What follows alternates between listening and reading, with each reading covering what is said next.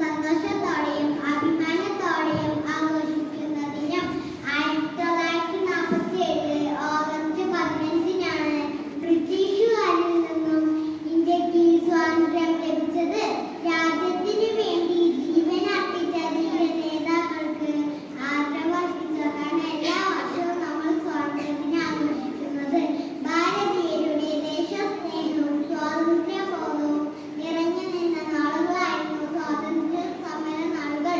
ജന്മനാടിനെ അടിമത്തത്തിൽ നിന്നും മോചിപ്പിക്കാൻ ധീരരായ ദേശസ്നേഹികൾ മുന്നിട്ടിറങ്ങി. ഗാന്ധിജി, ചാച്ചാജി, നേതാജി, ഭഗത് സിംഗ് തുടങ്ങിയവർ സമരങ്ങൾക്ക് നേതൃത്വം നൽകി.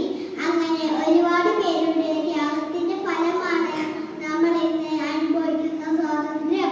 ഈ ദിനത്തിൽ നമ്മുടെ രാജ്യത്തെ കൂടുതൽ പുരോഗതിക്ക് നയിക്കാനും മികച്ച രാജ്യമാക്കി മാറ്റാനും നമുക്ക് ഒരുമിച്ച് പ്രവർത്തിക്കാം.